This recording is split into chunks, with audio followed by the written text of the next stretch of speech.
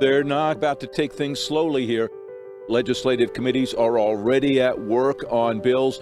Governor Mills and the top Democrats in the legislature began their winter session with a new bill, which they say will help some people who buy insurance, but who still struggle with rising health care costs. The Maine Senate unanimously passed legislation that would allow local ambulance services in the towns of Blaine, Bridgewater, and Mars Hill.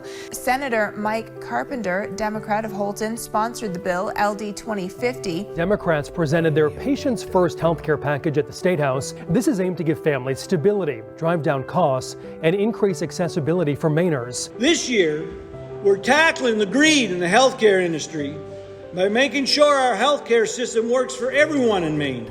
Our Patients First healthcare package gives Mainers an advocate on their side when they go up against big insurance companies. It's about creating a medical billing system that works for us as patients. And protects Mainers from spending their life savings on life-saving medication. We don't buy groceries, a house, or a car without an idea of what it would cost at least. For most working families and seniors, all it takes is one large medical bill to threaten their finances. Children will have swifter access to dental care if Governor Mills signs a bill now on her desk. The proposal prohibits insurance plans from implementing waiting periods before they will cover tooth decay treatment in children. Today we're proposing a bill to make a $15 million investment in reliable, high-speed internet in rural Maine. In this session is when we're going to do it. Because the longer we wait to make this investment, the longer Maine's rural communities fall further and further behind in today's economy. State lawmakers also discussed a bill today aimed at expanding broadband across the state. The bill would streamline the process for communities to apply for investments in broadband. It would also require more data to be collected on where public money is going in public-private broadband expansion partnerships. Honestly, high-speed, reliable internet is fundamental not only to our economy, but our school systems, our health care. The Senate approved the bill today that would ban lobbyists from contributing to legislative candidates, the governor and gubernatorial candidates. It also bans contributions to their political action committees. We absolutely have to have a government that's fighting on the behalf of Maine people rather than lobbyists. And I think what I see over the last 7 years being in the legislature is that we have a system that's fundamentally broken. We have lobbyists that are utilizing campaign contributions to gain undue influence and access over our legislative leaders. Emergency legislation has been filed in Augusta to help home health care facilities stay open in Maine. Proponents say the bill would increase reimbursement rates by $8.5 million. The bill's sponsor says this is needed before more home health care facilities are forced to shut down. We have been reporting for quite some time on nursing homes and assisted living facilities closing all around the state. But today, an elder care facility actually broke ground in Madison. News editor Shaki Mundry tells us how this franchise has remained successful while others like it have closed their doors. There are a lot more residents who qualify for Maine Care, so there's a huge need for Maine Care beds. That need for Maine Care beds has prompted legislative action.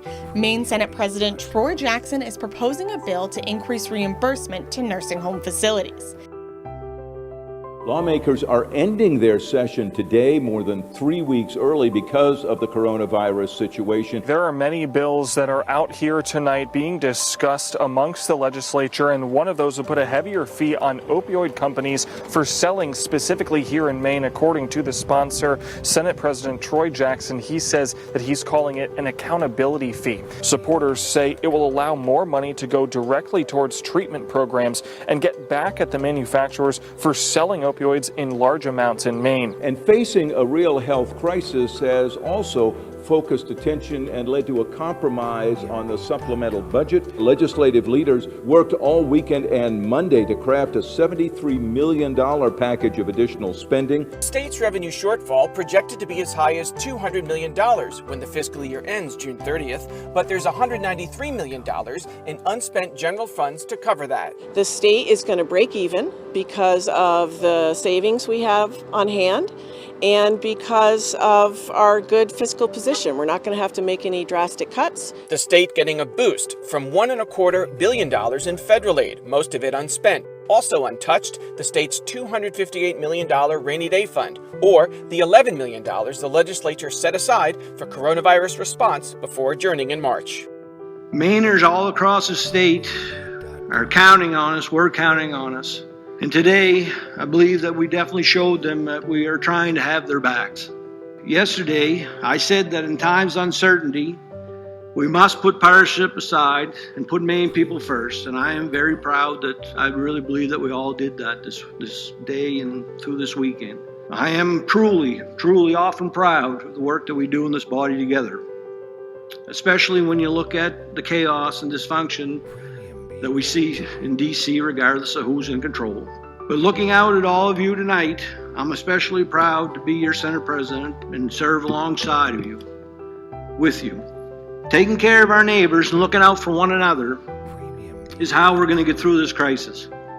That is the good news, and that's what Mainers do best, and why I'm proud to be one, and why I'm proud to serve with you all in this chamber.